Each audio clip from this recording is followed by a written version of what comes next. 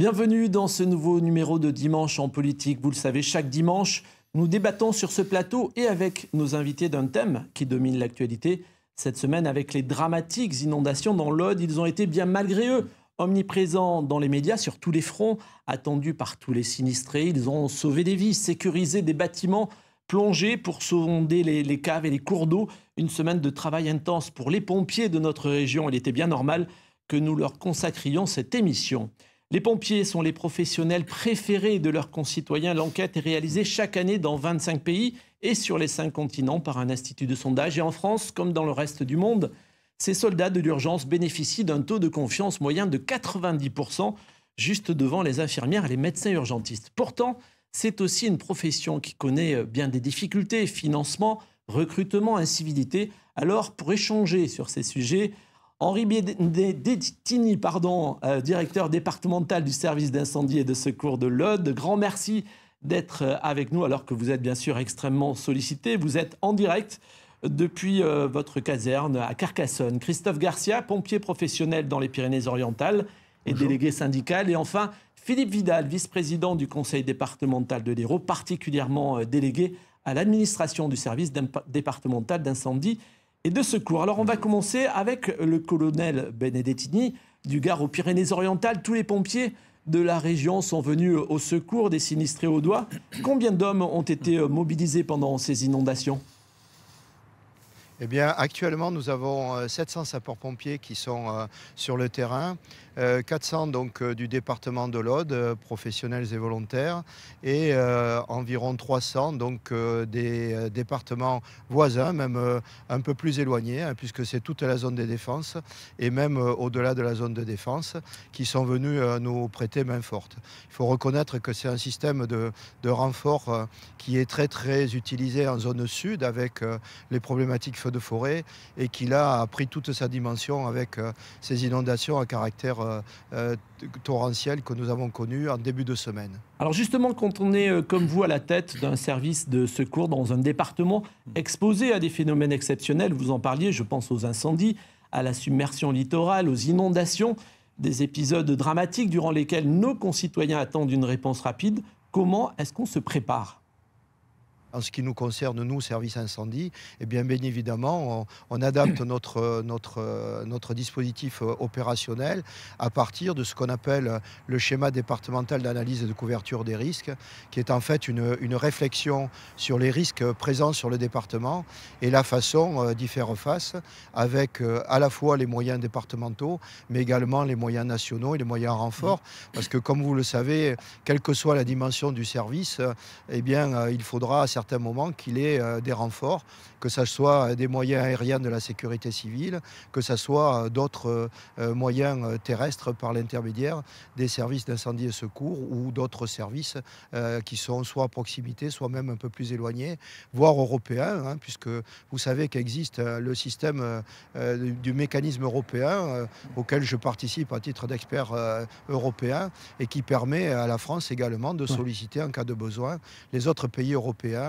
Et cet été, la France est intervenue avec des moyens aériens en Suède, par exemple. Une vaste coopération. Colonel, nous reviendrons vers vous dans un instant. Avant cela, je voudrais que nous abordions l'un des problèmes soulevés par ces inondations, celui de l'alerte en visite. Dans les villages sinistrés, le Premier ministre, Édouard Philippe, a été interpellé par des habitants dénonçant un manque d'informations.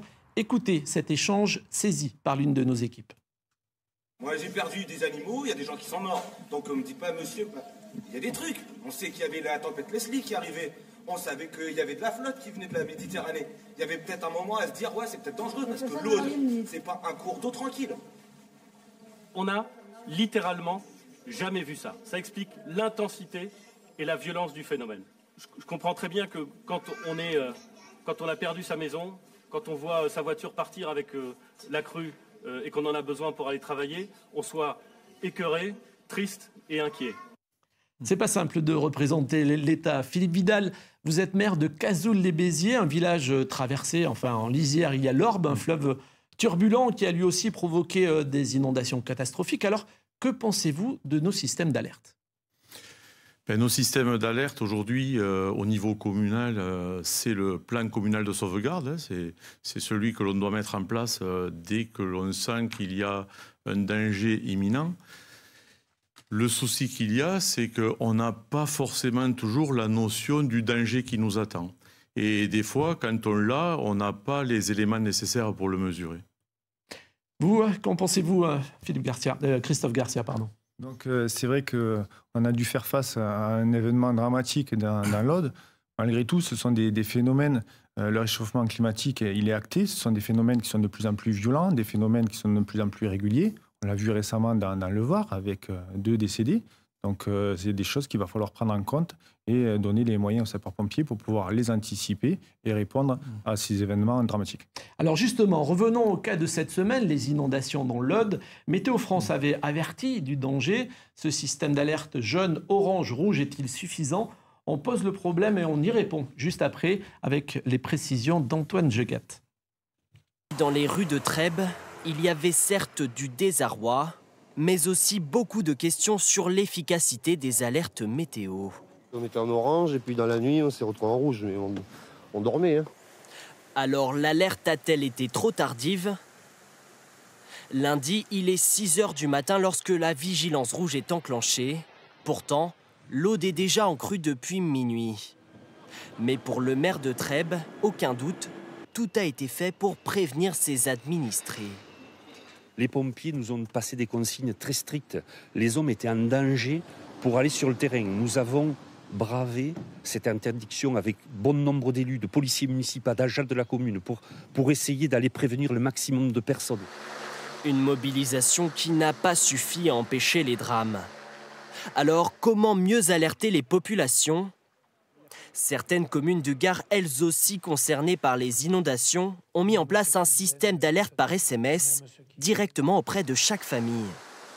Enfin, y a-t-il eu des failles dans le système de prévision?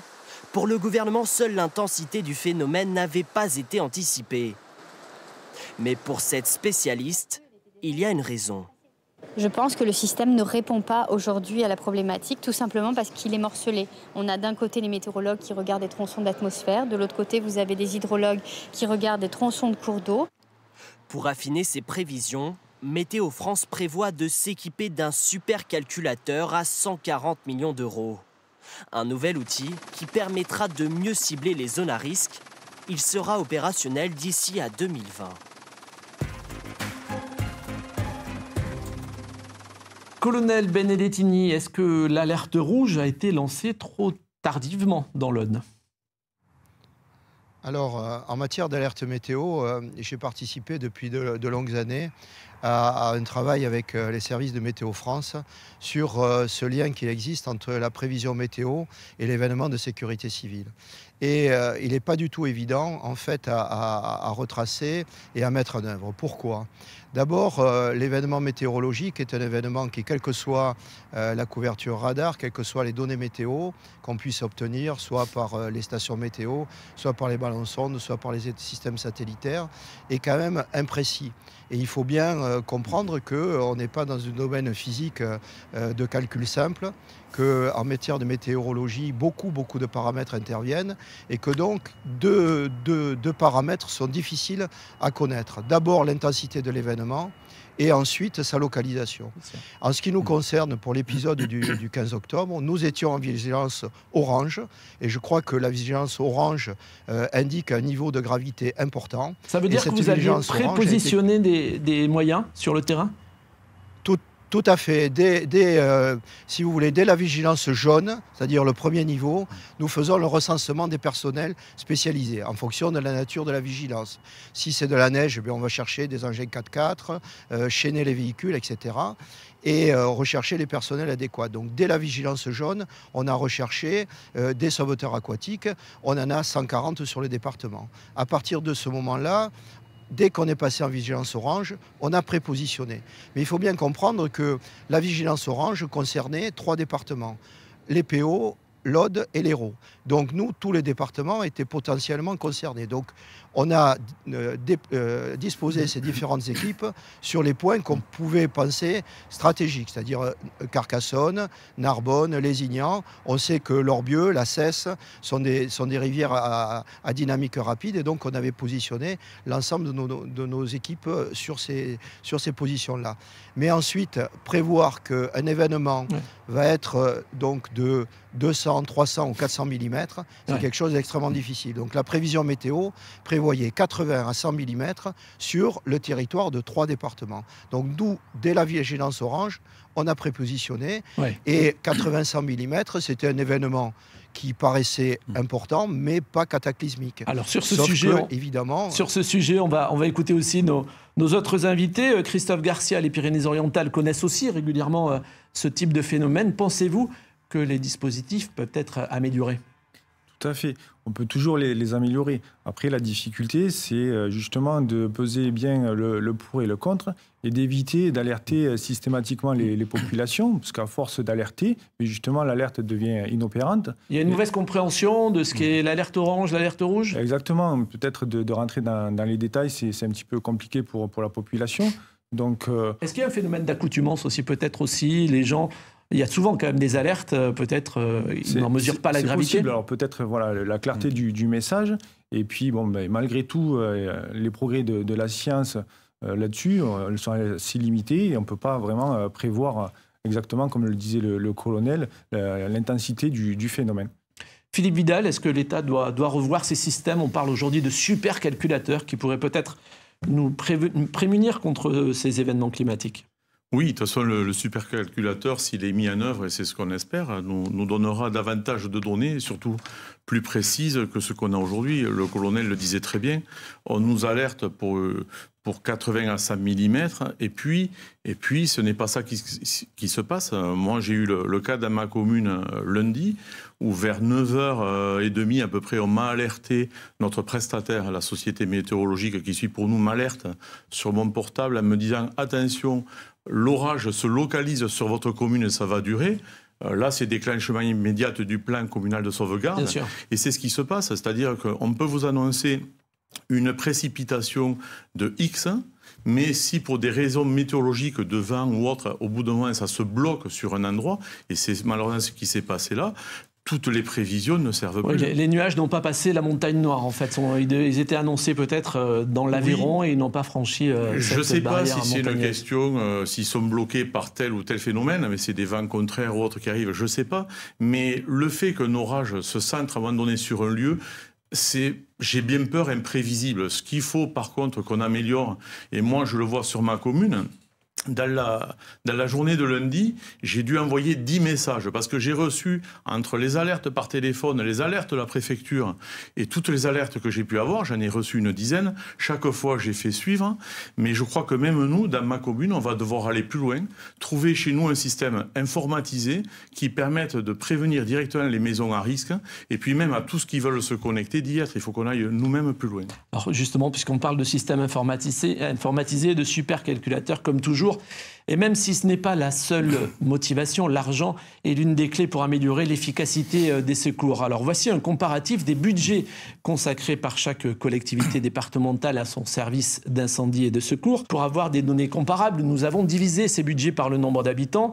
Et surprise, le service d'incendie et de secours coûte 82 €, coûte 85 € à un Héroltais, contre 64 € à un habitant du Gard, 86 € à un habitant des Pyrénées-Orientales, 125 € à un Lozérien et 75 € à un Audois. Philippe Vidal, est-ce que c'est suffisant ? C'est jamais suffisant. Simplement, il faut savoir que les budgets communaux, intercommunaux et départementaux sont de plus en plus contraints. Et le président Mesquida, au niveau du département de l'Hérault, a souhaité qu'un accent fort soit mis sur le budget du SDIS. Et depuis 2015, le budget fonctionnaire a augmenté de plus de 10%. Et puis, on en parlera peut-être tout à l'heure, mais notre budget d'investissement est constant et en augmentation. Constante augmentation. Oui, constante augmentation, plutôt, oui. Ouais. Colonel Benedettini, avec un petit budget de 47,5 millions d'euros dans l'Aude, même pas la moitié de celui de l'Hérault, le tiers du budget de vos voisins, les pompiers de Haute-Garonne. Avez-vous les moyens d'assurer vos missions ? Écoutez, comme le disait le vice-président du conseil départemental de l'Hérault, je crois qu'on peut toujours mieux faire avec des budgets plus élevés. Mais nous avons, nous, un système qui est un petit peu original dans le département, avec une présence importante des sapeurs-pompiers volontaires, qui nous permet d'avoir un effectif, ce qu'on appelle le POJ, le potentiel opérationnel journalier, d'environ 300 pompiers en semaine, en jour ouvrable, ce qui nous permet quand même de faire face à un grand nombre de situations opérationnelles, de permettre également d'avoir une réponse sur les événements principaux. On avait, lors donc de l'épisode du dernier week-end, environ 40 sauveteurs aquatiques disponibles, ce qui est une grande force du volontariat. Et je crois qu'aujourd'hui, l'adaptation grâce aux sapeurs-pompiers volontaires permet surtout d'avoir une capacité opérationnelle en fonction des événements, parce qu'on ne peut pas caler un dispositif sur un événement qui est exceptionnel. Donc il faut avoir ce qu'on appelle, nous, la montée en puissance. Si vous le permettez, on y reviendra dans un instant sur ces pompiers volontaires, mais je voudrais terminer notre tour de table. Et Christophe Garcia, c'est un peu votre cheval de bataille, évidemment, quand on est responsable syndical. Plus de moyens, ça signifie plus d'hommes, plus de sécurité, ou c'est un raccourci un peu facile ? Bien sûr, je vais reprendre le titre de votre émission, le pompier Mission Impossible. Donc on est face à une difficulté, des interventions toujours en augmentation et des budgets qui sont stables. Donc on se retrouve face à une problématique. Là, si on n'augmente pas les budgets, on va droit dans le mur. Pourquoi ? Parce que nous, on est attaché à un service public de qualité pour tous, et on voit que ce service public, petit à petit, s'érode, se dégrade, parce que les missions, on y répond toujours, on est dévoué à notre mission. Malgré tout, ce sont des délais d'intervention qui se rallongent, et comme tout le monde connaît l'adage, sur un feu, à la première minute, on arrive à l'éteindre avec un verre d'eau, à la deuxième avec un seau, et à la troisième avec une citerne. On peut transposer ça aussi concernant le secours à victime, sur un arrêt cardiaque ou un accident vasculo-cérébral. Chaque minute compte.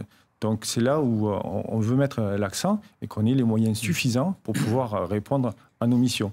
Voilà. Les pompiers français sont-ils bien équipés par rapport à d'autres pompiers européens ?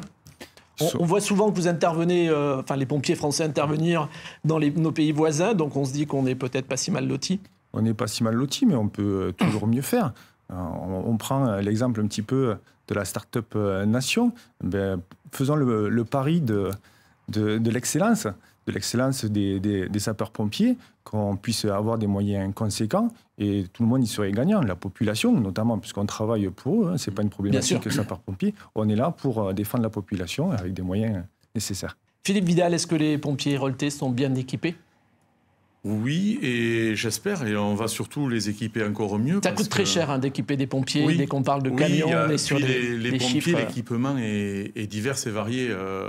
Moi, je sais que le budget pluriannuel qu'on a adopté pour les 3 ans qui viennent prévoit plus de 40 millions de construction de bâtiments, neufs ou rénovations, rien que sur le département.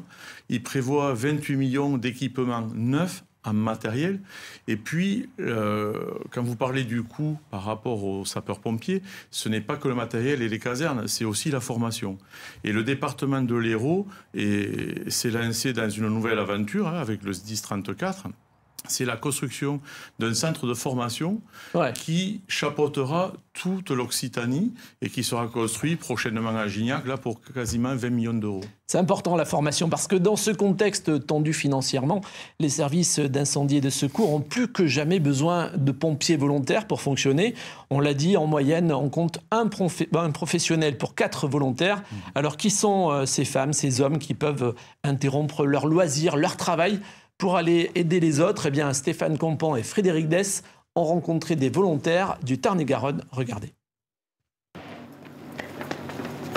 Au volant du véhicule d'intervention, Sylvie Ferry, pompier volontaire depuis 20 ans.